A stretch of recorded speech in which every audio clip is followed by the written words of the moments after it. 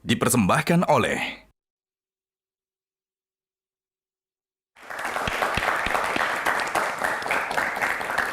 Siap, oke. Kita lanjut ke box selanjutnya.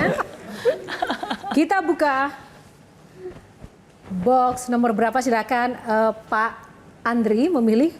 Yang tengah aja, Oke, nomor 5. nomor 5. Kita buka box nomor 5. Milenial. Tepuk tangan dong. Mana nih generasi milenialnya? Oke, Virgi sebagai bagian dari generasi milenial, ya nggak sih Virgi? Iya, yang dua ini kolonial. Kolonial. Oke, silakan Virgi. Jadi ada istilah yang namanya tuh sekarang generasi milenial itu kreatif tapi rapuh gitu loh. Silakan. Gimana melihatnya? Ya, memang ya tadi saya bilang zaman ada kondisi seperti itu disebut gampang sekali getas, lemah. Sebetulnya buat saya sendiri, kalau saya anak muda, kalau punya pengertian seperti saya, ini kesempatan yang besar sekali. Di mana di antara sekian banyak yang lemah, saya maju. Lebih kuat mengerti bahwa sukses itu butuh perjuangan, butuh keuletan. Definisi sukses sebenarnya apa sih ini untuk Sukses cuma sebutan. Cuma sebutan sebuah perjuangan yang berhasil namanya sukses. Yang tidak berhasil namanya gagal.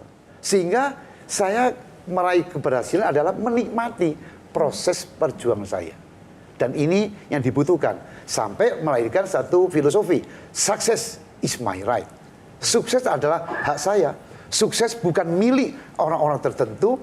Sukses milik Anda, milik saya, dan milik siapa saja yang benar-benar menyadari, menginginkan, dan memperjuangkan.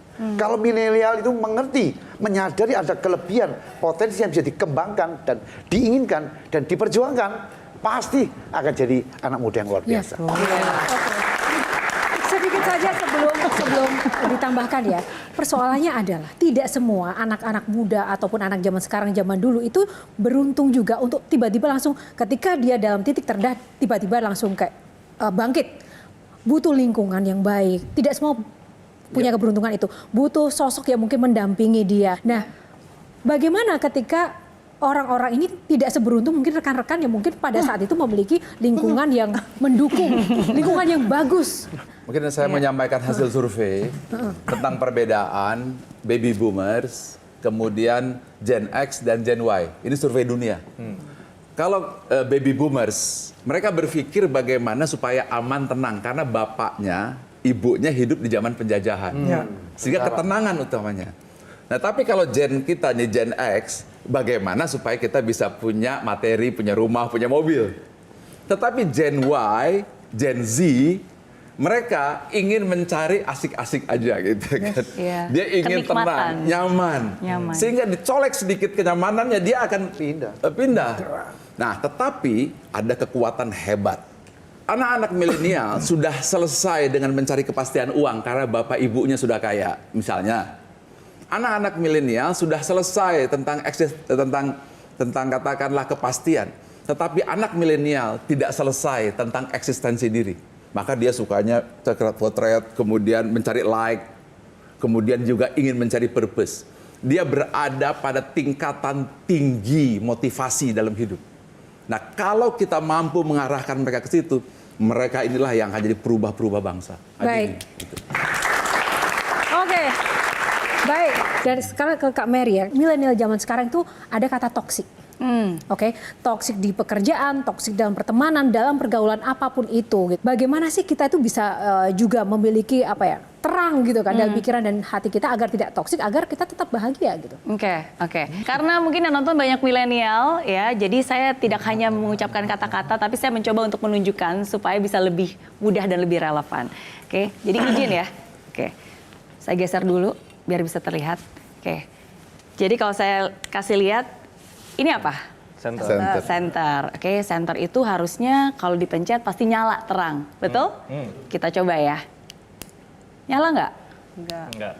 Loh, kok nggak nyala? Nah, kadang realita berbeda dengan ekspektasi. Tapi sebelum ini dibuang, tunggu dulu. Coba kita lihat. Apa dalamnya? Sekarang saya buka. Dan kita keluarkan.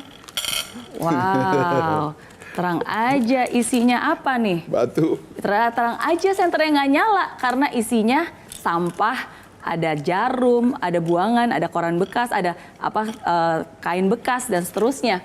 Terang aja nggak nyala karena isinya semua sampah.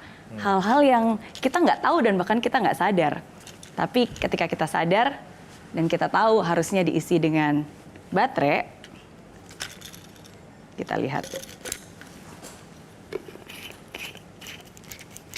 Dan sekarang kita coba. Wih.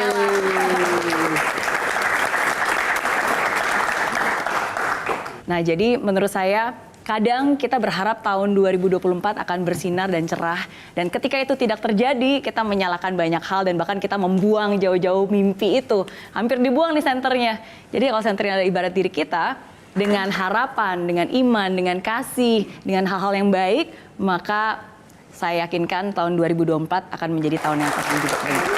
Kita akan lanjut dulu untuk mengulik apa yang terjadi dalam kehidupan melalui box-box ini. Kita akan buka box selanjutnya.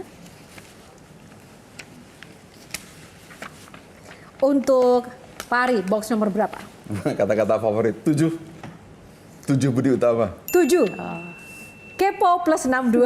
Oke. Nah, kita akan berikan kesempatan pada audiens untuk bertanya, sebutkan nama dan juga pertanyaannya. Silakan. Baik, terima kasih. Nama saya Fikri Ahmad. Saya ingin bertanya, seandainya Anda menjadi salah satu tim capres, lalu motivasi apa yang akan Anda berikan kepada capres tersebut? Terima kasih. Oke, silakan Pak Ari. Ingat lagu Indonesia Raya, bangunlah jiwanya, bangunlah badannya. Jadi membangun bangsa itu seperti membangun sebuah rumah. Ada pondasi, ada tiang, ada atap. Yang namanya atap itu kompetensi, skill, modal, kementerian-kementerian. Sedangkan tiang-tiang itu adalah nilai-nilai moral seperti kejujuran, integritas, komitmen, dan seterusnya, dan landasan hukum. Tetapi yang paling bawah, pondasi yang membuat gedung itu menjadi tahan terhadap gempa, itu moralitas, karakter bangsa. Jadi pesan saya, siapapun yang jadi presidennya, jangan lupa nation character building. Dan harus menjadikan SDM modal utama. Karena di tahun 2043, semua sumber daya alam sudah akan habis. Sumber daya mineral akan sudah habis. Maka apabila kita gagal menjadikan SDM kita menjadi kekuatan, bukan resources sumber daya alam, tapi resourcefulness, maka kita akan mengalami musibah yang sangat besar. Maka pemenang 2024, siapapun Anda harus menjadikan SDM menjadi modal dasar untuk Indonesia Emas 2045. Baik, terima kasih. Caleg-caleg ini pada saat mereka gagal, mereka tuh masih percaya bahwa sukses adalah hak saya. Padahal mereka gagal.